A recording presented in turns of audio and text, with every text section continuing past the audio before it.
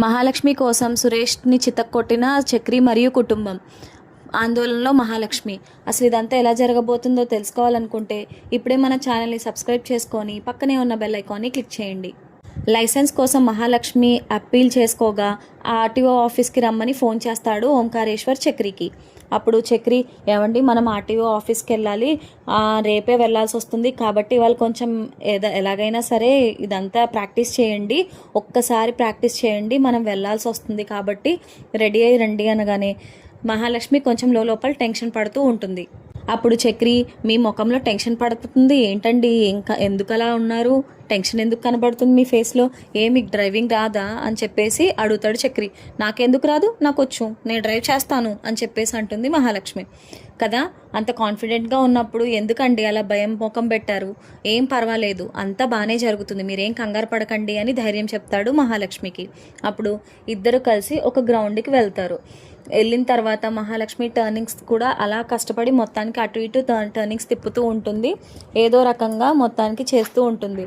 అయితే ఇదంతా ఓంకారేశ్వర్ చూసి, ఏంట్రా స్కూటీ నడపడం వచ్చాను, అలా నడుపుతుందేంటి అని చెప్పేసి అంటాడు. ఏం పర్వాలేదండి నడుపుతుంది, మీరు ఎందుకు అలా భయపెడతారా అమ్మాయిని అని చెప్పేసి అంటాడు చక్రి.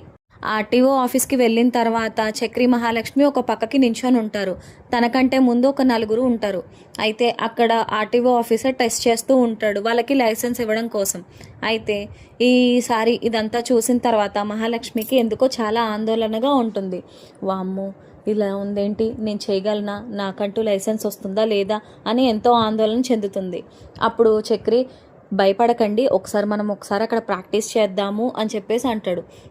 సరే అని చెప్పేసి మహాలక్ష్మి బండి తీసుకొని చూస్తూ అటు ఇటు చక్రి తన కోసం పాత్ అంతా క్లియర్ చేయడం చూస్తుంది మహాలక్ష్మి. అయితే మహాలక్ష్మి టర్నింగ్స్ దగ్గర కొంచెం తడబడుతూ ఉంటుంది. అప్పుడు ఓంకారేశ్వర్, నాకు డౌటే ఈవిడికి లైసెన్స్ వస్తుందని చెప్పేసి అని అంటాడు. ఆ తర్వాత మహాలక్ష్మి ఛాన్స్ వస్తుంది. మహాలక్ష్మి అని పిలవంగానే మహాలక్ష్మి చాలా కంగారుగా బండిని తీసుకొని వెళ్తుంది. ఓకే అమ్మ స్టార్ట్ అని చెప్పేసి అంటుంది అక్కడ పోలీసు. అయితే మహాలక్ష్మి తన డ్రైవ్ స్టార్ట్ చేసిన తర్వాత తడబడిపోవడంతో అక్కడ ఆర్టీఓ ఆఫీసర్ రిజెక్ట్ చేసేయండి అంటాడు. అయితే మహాలక్ష్మి లైసెన్స్ రిజెక్ట్ అవ్వడం కోసం అని చెప్పేసి ఇంటూ మార్క్ పెడతారు. అయితే అది చూసి, ఏం పర్వాలేదండి, ఏం పర్వాలేదు, మీరు ఈ పక్కన ఉండండి, మీ పక్కన ఉండండి, నేను ఒకసారి మాట్లాడతా అని చెప్పేసి ఆఫీసర్ దగ్గరికి వెళ్ళి, సార్ ప్లీజ్ సార్, తన పాపం కొత్త సార్, బాగానే డ్రైవ్ చేస్తుంది, అంటే ఇక్కడ కొంచెం ఇరుకిరుగ్గా ఉంది కదా సార్, అందుకు కొంచెం భయపడుతుంది, చాలా బాగా డ్రైవ్ చేస్తుంది సార్ బండి, ప్లీజ్ సార్ ఎలాగైనా సరే తనకి లైసెన్స్ ఇప్పించండి అని బ్రతిమాలుతాడు. ఏంటయ్యా ఇదేమైనా ఆటపాటలుగా ఉందనుకుంటున్నావా, రోడ్ మీద వెళ్ళి ఎవరినైనా గుద్దేసిందనుకో అప్పుడు ఏంటి పరిస్థితి, అస్సలు కుదరదు, లైసెన్స్ ఇవ్వడం అస్సలు కుదరదు అని చెప్పేసి తెగేసి చెప్పేస్తాడు ఆఫీసర్. అప్పుడు చక్రి, సార్ ప్లీజ్ సార్ ఎలాగైనా సరే చూడండి సార్, ఏం పర్వాలేదు సార్, తను పర్ఫెక్ట్గానే నేర్చుకుంది, కాకపోతే ఇక్కడ కొంచెం తడబడుతుంది, ఏం పర్వాలేదు సార్, తను బాగానే డ్రైవ్ చేస్తుంది, నాకు తెలుసు కదా సార్, ప్లీజ్ సార్, తను మా ఆవిడ, తను చాలా బాగా డ్రైవ్ చేస్తుంది సార్ అని అనగానే పాపం పక్క నుంచి మహాలక్ష్మి చక్రిని చూసి అయ్యో పాపం అనుకుంటుంది. తన కోసం ఎందుకంటే అంత ప్లీజింగ్ చేస్తాడు కాబట్టి. చక్రి ఇంకా ఆఫీసర్ని బ్రతిమాలగా ఆఫీసర్, సరే అయితే నువ్వు ఇంతలా బ్రతిమాలుతున్నావు, నన్ను ఎవరు ఇప్పటిదాకా ఇంతలా బ్రతిమాలలేదు, సరే నువ్వు ఇంతలా బ్రతిమాలుతున్నావు కాబట్టి ఈ ఒక్కసారే ఛాన్స్ ఇస్తాను అంతే, అంతకు మించి నేను ఇంకొకసారి ఇవ్వదలుచుకోలేదు అని చెప్పేసి తెగేసి చెప్పేస్తాడు ఆఫీసర్. అప్పుడు చక్రి చాలా హ్యాపీగా థ్యాంక్ యూ సార్ అని చెప్పేసి పక్కెళ్ళి, ఏమండి మనకి ఇంకో ఛాన్స్ ఉందండి, ఏం పర్వాలేదు, మీరు ఈసారి బాగా నేర్చుకోండి, అప్పుడు బాగుంటుంది, మీకేం పర్వాలేదు, అస్సలు భయపడకండి, ఎందుకండి భయం, ఎలా డ్రైవ్ చేస్తారో అలాగే డ్రైవ్ చేయండి, దాంట్లో తప్పేముంది, ఎందుకని అంత తడబడుతున్నారు అని చెప్పేసి అడుగుతాడు చక్రి మహాలక్ష్మిని. తర్వాత ఇద్దరు ఇంటికి వెళ్ళిపోయిన తర్వాత మహాలక్ష్మి ఆఫీస్కి వెళ్తుంది. ఆఫీస్కి వెళ్ళే దారిలో సురేష్ అలాగే వాళ్ళ ఫ్రెండ్స్ ఉంటారు, తన్ని టీస్ చేస్తూ ఉంటారు. ఏ పంచమి అని అరుస్తూ ఉంటాడు సురేష్. అప్పుడు వాళ్ళ ఫ్రెండ్స్ అడుగుతారు, అదేంట్రా పంచమి అని చెప్పేసి పిలుస్తున్నావు అని చెప్పేసి అడిగితే అప్పుడు మహాలక్ష్మి వాళ్ళ వైపు చూస్తుంది. మరి పంచమి అని పిలవక 5 మగవాళ్ళతో ఒకే ఇంట్లో ఒక్క ఆడదే ఉంటుంది, అప్పుడు ఏమని పిలుస్తారు, పంచమి అనే కదా పిలుస్తారు అని చెప్పేసి అనగానే మహాలక్ష్మి ఎక్కడ లేని కోపం వచ్చి చాచిపెట్టి ఒక్కటిస్తుంది సురేష్ని. ఇంకొకసారి ఇలాంటి పిచ్చి పిచ్చి మాటలు మాట్లాడేవంటే మామూలుగా ఉండదు, అందులో ఎవ్వరు కూడా నీలా అస్సలు ఉండరు, ఒకళ్ళు ఎంత గౌరవిస్తారో తెలుసా, వాళ్ళు నన్ను వదినలా కాదు సొంత మనిషిలాగా సొంత అమ్మలాగా చూసుకుంటారు, నీకేం తెలుసు, అన్ని పిచ్చి మాటలు పిచ్చి వేషాలు, ముందు మీ అమ్మ నాన్నకి బుద్ధి లేదు అని చెప్పేసి గట్టిగా వార్నింగ్ ఇచ్చేసి మహాలక్ష్మి అక్కడ నుండి నడుచుకుంటూ వెళ్ళిపోతుంది. వెళ్ళి బస్ స్టాప్ దగ్గర తన బస్ కోసం వెయిట్ చేస్తుంది. కరెక్ట్గా అప్పుడే సురేష్ ఇన్ని మాటలు అనిందని చెప్పేసి మహాలక్ష్మి మీద కోపం తెచ్చుకొని మహాలక్ష్మి చున్నీ పట్టుకొని రోడ్డు వెంపడేసి లాగుతూ ఉంటాడు. తనేమో బండి మీద కూర్చుంటాడు. చున్నీ పట్టుకొని రోడ్డు వెంపడి లాగుతూ ఉంటే మహాలక్ష్మి వదలరా అన్నా సరే అస్సలు వదలకుండా క్రూర ఆనందం పొందుతాడు. ఎంత బ్రతిమాలినా సరే అసలు ఆ చున్నీ వదలకపోయేసరికి మహాలక్ష్మికి ఇంకా చిరాకు వచ్చేసి ఆ చున్నీ ఇంకా వదిలేస్తుంది. ఆ చున్నీ వదిలేయడం పర్పస్లో మహాలక్ష్మి కింద పడిపోయి చేతికి దెబ్బ తగిలించుకుంటుంది. అలాగే బురద అంటుకుంటుంది మహాలక్ష్మికి. ఛీ, ఎలా కన్నారా మీ అమ్మా నాన్న నిన్ను? సిగ్గుసరం ఏమైనా ఉందా? అసలు బుద్ధి జ్ఞానం ఏమైనా ఉందా? చిచ్చి, ఎలాంటి మనిషివిరా నువ్వు? ఆడపిల్లని ఇంత దారుణంగా బాధ పెడతావా అని చెప్పేసి అనుకుని మహాలక్ష్మి అక్కడి నుంచి లేచి పాపం దెబ్బలు అలాగే దుమ్మునంతా బురదంతా తులుపుకుంటూ ఇంటికి వెళ్ళిపోతుంది. ఇంటికి వెళ్ళిన తర్వాత కన్న అక్కడ కూర్చొని ఉంటాడు. అదేంటి వదినా, ఏంటి వదినా ఆఫీస్కి వెళ్తానని చెప్పేసి మొత్తం ఒళ్ళంతా బురద చేసుకున్నావేంటి, ఏమైంది అని అడుగుతాడు కన్న. ఏం లేదురా, ఒక ఊర కుక్క నన్ను ఇబ్బంది పెట్టింది. ఏం చేస్తాను, కింద బురదలో పడిపోయాను, అందుకే బురదంతా ఇలా అంటుకుంది, వెళ్ళి ఫ్రెష్ అప్ అయ్యి వస్తాను అంటాడు. అప్పుడు అదే టైంకి పెద్ది, కేశవ, చక్రి ముగ్గురు కూడా వచ్చి చూస్తారు. బురద అంటుకుని ఉంటుంది మహాలక్ష్మి బట్టలకి. అప్పుడు పెద్ది అడుగుతాడు, ఏమా మహాలక్ష్మి ఏమైంది, మొత్తం బట్టలకి ఏంటి బురద ఏంటమ్మా, ఏమైంది అని చెప్పేసి అడుగుతాడు పెద్ది. ఏం చేస్తాం పెద్ది, లోకంలో ఊరకుక్కలు ఎక్కువైపోయాయి, వాటి నుంచి కాపాడుకోవడం కోసమే నేను ఇలా వచ్చేసాను పక్కకి. ఏం పర్వాలేదులే పెద్ది, నేను వెళ్ళి డ్రెస్ చేంజ్ చేసుకుంటాను అని చెప్పేసి అనగానే అప్పుడు కేశవ అడుగుతాడు, అసలు ఏమైంది వదిన, ఏంటిది, ఏమైందండి, అసలు ఏంటిదంతా, ఎవరండి మిమ్మల్ని ఇంత బాధ పెట్టింది, ఎవరు అని చెప్పేసి అడుగుతూనే ఉంటాడు. మీకు చెప్పకూడదు కానీ చెప్తాను, ఎందుకంటే నా బాధ్యత కాబట్టి. అదే శైలు వాళ్ళ అన్నయ్య, అతనే నన్ను చున్నీ పట్టుకుని ఒక లాగేసరికి నేను కింద పడిపోయాను వదిలించుకొని, అందుకే బురదలో కూర్చుని పోయానంటే అప్పుడు కేశవకి ఎక్కడ లేని కోపం వస్తుంది. వాడి సంగతి నేను చెప్తాను, అసలు సిగ్గుందా వాడికి, ఆడపిల్లల్ని ఇంత బాధ పెడతాడా, అసలు బుద్ధి జ్ఞానం ఏమైనా ఉందా, చిచ్చి ఎలాంటి మనిషి ఉన్నాడేంటి వీడు, శైలు ఏమో అంత మంచి అమ్మాయి, వీడేంటి ఇలా ఉన్నాడు అని చెప్పేసి అంటాడు కేశవ.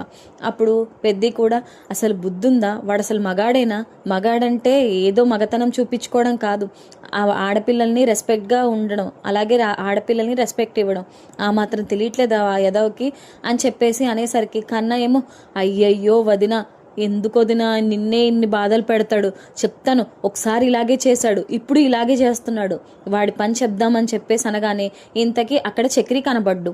అప్పుడు కేశవ దగ్గర పనిచేసే అతను అంటాడు, మీరందరూ ఊరుకున్నా చక్రి అన్నయ్య ఊరుకునేలా లేడు అంటే, అదేంటి నేను చెప్పాను కదా ఎవరు ఎక్కడికి వెళ్ళొద్దు, మీరు ఇప్పుడు వాళ్ళందరినీ చంపేసి జైలుకి వెళ్ళి కూర్చుంటారా, అస్సలు అవసరం లేదు, మీరు ఎక్కడికి వెళ్ళకండి అని చెప్పేసి అంటుంది మహాలక్ష్మి.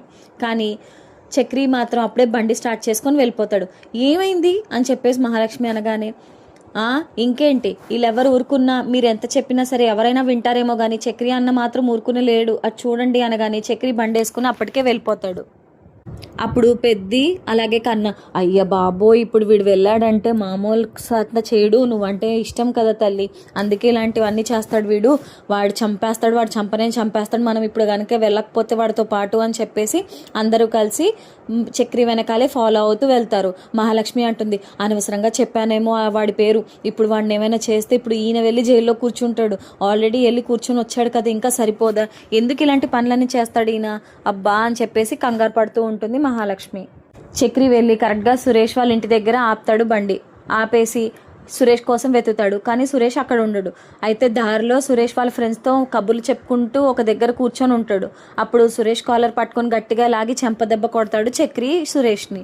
అప్పుడు సురేష్, ఏరా నా మీద చేయి లేపుతావా అని చెప్పేసి చక్రిని కొట్టబోతాడు. అప్పుడు చక్రి, ఏరా సిగ్గుందారా నీకు, నా భార్యని ఇన్ని చేష్టలు చేస్తావా, నా భార్యని ముట్టుకున్న అంత అర్హత నీకెవరిచ్చారా, అసలు బుద్ధి ఏమైనా ఉందా నీకు అని చెప్పేసి గట్టిగా కొడతాడు చక్రి సురేష్ని. అప్పుడు సురేష్, తప్పేముంది, నేను అన్న దాంట్లో తప్పేమైనా ఉందా, నిజంగానే ఆ పిల్ల పేరు పంచమి అనే పెట్టాలి, 5 మగవాళ్ళతో ఒకరితే సిగ్గు లేకుండా ఉంటుంది, ఆ మాత్రం బుద్ధి లేకపోతే ఎలాగా, చిచ్చి ఇలాంటి కుటుంబానికి నేను నా చెల్లిని ఎప్పటికీ ఇవ్వను, ఆడెవడో కానీ ఇచ్చాడు నీకు, చిచ్చి ఏ మనుషులో ఏంటో మీరు అంటాడు కొట్టినా సరే సురేష్.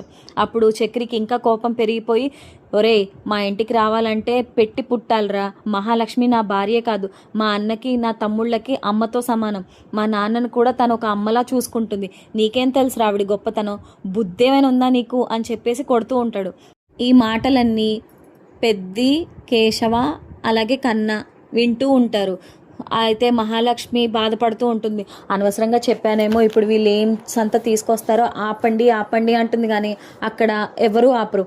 అప్పుడు సురేష్ ఫ్రెండ్స్లో ఒకడు అంటాడు, వీడు ఇలా కొడుతూ ఉంటే, వీడు ఇలా పడిపోతూ ఉంటే వాళ్ళు చూడు ఎలా గేదెల్లా చూస్తూ ఉన్నారు, కనీసం ఆ చలనం కూడా లేదు అంటారు. అప్పుడు పెద్దికి కోపం వస్తూ ఉంటుంది, కానీ కంట్రోల్ చేసుకుంటాడు, ఎందుకు పెద్ద ఇష్యూ అవుతుందని. అయినా సరే వాళ్ళు ఇంకింకా రెచ్చగొట్టడంతో పెద్దికి చాలా కోపం వచ్చేసి ఆ ఫ్రెండ్ కాలర్ పట్టుకుంటాడు. అలాగే కన్నా ఆపదామని ఎంత ట్రై చేసినా సరే పెద్ది, కేశవ అలాగే చక్రి ముగ్గురు కూడా ఆగరు, తెగ కొట్టుకుంటూ ఉంటారు. అప్పుడు మహాలక్ష్మి మధ్యలోకి వచ్చి, ఆపండి ఆపండి, వాళ్ళకేదో బుద్ధి లేదు, మీ బుద్ధి ఏమైంది, వద్దు ఇలాంటి పిచ్చి పనులు చేయకండి అని చెప్పేసి అంటూ ఉంటుంది. అయినా సరే అటువైపు వాళ్ళు అస్సలు ఆగరు. వీళ్ళు ఆగినా సరే వాళ్ళు ఆగకుండా మీదకి వస్తూ ఉంటే మళ్ళీ మహాలక్ష్మి సురేష్ చెంప పగలగొడుతుంది. అప్పుడు సురేష్ మళ్ళీ నన్నే కొడతావా అని చెయ్యి లేపబోతుంటే పెద్ది అడ్డంగా వెళ్ళి, రే ఇంకొకసారి మా అమ్మాయి మీద చెయ్యి వేసావంటే నీకు చెయ్యి ఇరిగిపోతుంది, పోయి మీ అమ్మ నాన్నలతో చెప్పుకో, ఇలాంటి పిచ్చి పనులు చేసావంటే భూమి మీదే ఉండవు నువ్వు పిచ్చివాడా అని చెప్పేసి అంటాడు పెద్ది. అప్పుడు కేశవ, నీ తిక్క ఎలా తీర్చాలో నాకు తెలుసురా, మీ చెల్లి ఉంది కదా, మీ చెల్లిని నేను పెళ్లి చేసుకుని ఆ తిక్క అంతా ఏంటో నేను తీరుస్తాను, నీకు బాగా పెరిగింది, బాగా మదమెక్కింది, అసలు ఆడపిల్లని ఎలా ప్రేమించాలో ఎలా రెస్పెక్ట్ ఇవ్వాలో మీ అమ్మ బాబులు నీకు నేర్పలేనట్టుంది, ఇలాంటి పనికి మాలిన వాళ్ళందరినీ వేసుకొని తిరుగుతున్నావు రోడ్ మీద, సిగ్గుసరం తెచ్చుకోరా పిచ్చోడా, మా ఇంటికి వచ్చిందంటే దాన్ని బంగారంలా చూసుకుంటావు, అసలు నీ గురించి ఆలోచన కూడా ఆలోచించదు, అది గుర్తుపెట్టుకో అని చెప్పేసి అంటాడు కేశవ. అప్పుడు సురేష్, నీ ఇంటికా, నేను అస్సలు ఇవ్వను, ఏమనుకుంటున్నావు, మా చెల్లి మీ ఇంటికి వచ్చే ప్రసక్తే లేదు అని చెప్పేసి అంటాడు సురేష్. ఇంకా ఇరువైపుల వాద ప్రతివాదనలు జరుగుతూనే ఉంటాయి. అప్పుడు మహాలక్ష్మి, ఇంకా ఆపుతారా, ఇంకా ఆపండి అని చెప్పేసి, వీడికి సిగ్గు లేదు, అలాగని మనం కూడా సిగ్గు లేకుండా ఇలా బిహేవ్ చేస్తే ఎలా, వీడు చావున వీడు చేస్తాడు, వీడు ఏడుస్తాడు, మనకెందుకు అని చెప్పేసి చక్రి చేయి పట్టుకొని లాక్కుని తీసుకొచ్చేస్తుంది మహాలక్ష్మి. అప్పుడు చక్రి, ఏంటండి మీరు ఇలా గొడవ పడినివ్వరేంటి, వాడు చేసింది ఏమైనా బాగుందా, ఒక ఆడపిల్లని నడి రోడ్డు మీద చున్ని పట్టుకొని లాగి కింద పడేస్తాడా, అసలు బుద్ధి ఏమైనా ఉందా, అది కూడా నా భార్య, అదే మిమ్మల్ని అంతలా చెయ్యొచ్చా, అసలు ఏంటండి అది, బుద్ధి ఏమైనా ఉందా, అసలు మీరు ఎందుకు వచ్చారు, వాడిని చంపేసి అని చెప్పేసి ఆగిపోతాడు. అప్పుడు మహాలక్ష్మి, చంపేసి మమ్మల్ని అందరినీ వదిలేసి జైలుకి వెళ్ళిపోతారా, బుద్ధి లేదా మీకు, ఆల్రెడీ నేను కేశవతో చెప్పాను కదా, మీరు మళ్ళీ ఎందుకు ఇలా అంటారు, అసలు వాళ్ళతో పెట్టుకోకండి, అసలు వాళ్ళతో మాట్లాడాల్సిన అవసరం కూడా లేదు మీరు, అయినా వాళ్ళలాగే మీరు కూడా ప్రవర్తిస్తే మీకు వాళ్ళకి తేడా ఏముంది, అస్సలు వద్దండి ప్లీజ్, నా మాట వినండి, నేను నిజంగా చెప్తున్నాను, నా మాట అంటే విలువ ఉంటే మీరు నా మాట వింటారు, అలాగే పెద్ది మీరు కూడా, కన్నా కేశవ మీరు కూడా పదండి, అసలు ఎందుకు ఇక్కడ గొడవ అంతా, చూడండి అందరు ఎలా చూస్తున్నారు, ఏమొద్దు ఇక్కడితో ఆపేద్దాం పదండి అని చెప్పేసి మొత్తం అందరూ కలిసి ఇంటికి వచ్చేస్తారు. ఇంటికి వచ్చిన తర్వాత కేశవ, నిజంగా వాడిని వాళ్ళ చంపేస్తే బాగుండేది, చిచ్చి ఎదవ, ఎన్ని పిచ్చి నాటకాలు ఆడాడు, అసలు ఆడవాళ్ళతో నడుచుకునే విధానం అదేనా, బుద్ధి జ్ఞానం ఏమైనా ఉందా వాడికి అని చెప్పేసి అంటూ ఉంటాడు. అప్పుడు మహాలక్ష్మి, మీరందరూ మంచివాళ్ళు కనుక నా మాట విన్నారు, కానీ వాళ్ళ ఇంట్లో అలాంటిది ఏం జరగదు కదా, వాళ్ళంతా ఏదో వింత మనుషులు, వాళ్ళు అలానే ఉంటారు, శైలు మంచి అమ్మాయి, కానీ వాళ్ళ అమ్మ నాన్న తను కొంచెం ఇబ్బందిగానే కనబడుతున్నారు, కాబట్టి అందుకే మిమ్మల్ని ఇంటికి తీసుకొచ్చేసాను, మీరు మధ్యలోకి వెళ్ళకండి ప్లీజ్ అని చెప్పేసి అడుగుతుంది మహాలక్ష్మి ఇంకా లోపలికి వెళ్ళి డ్రెస్ అవన్నీ చేంజ్ చేసుకుని వచ్చేసరికి బయట అరుపులు వినిపిస్తూ ఉంటాయి. బయట అరుపులు వినిపిస్తున్నాయి ఏంటి, ఎవరొచ్చారు, అదేంటి అని చెప్పేసి బయటికి వెళ్ళి చూస్తారు. అక్కడ కరెక్ట్గా మహాలక్ష్మితో గొడవ పడ్డ సురేష్, వాళ్ళ అమ్మ నాన్న, అలాగే పోలీస్ వాళ్ళని తీసుకొని వస్తారు. ఆ తర్వాత ఏమవుతుంది, ఆ తర్వాత వాళ్ళందరూ ఏం మాట్లాడబోతున్నారు, చక్రిని అలాగే వాళ్ళ కుటుంబాన్ని అరెస్ట్ చేయడానికి రెడీగా ఉన్నారా, వాళ్ళ మీద పగ తీర్చుకోబోతున్నారా, తెలుసుకోవాలనుకుంటే ఇప్పుడే మన ఛానల్ని సబ్స్క్రైబ్ చేసుకొని పక్కనే ఉన్న బెల్ ఐకాన్ని క్లిక్ చేయండి. ఇంకా మీకు ముందుగానే అన్నీ తెలుసుకోవాలనుకుంటే పక్కనే ఉన్న బెల్ ఐకాన్ క్లిక్ చేసిన తర్వాత ఆల్లో పెట్టుకోవడం మాత్రం అస్సలు మర్చిపోద్దు, అప్పుడే మా నోటిఫికేషన్స్ మీకు వస్తాయి డైరెక్ట్గా. Thank you so much for watching.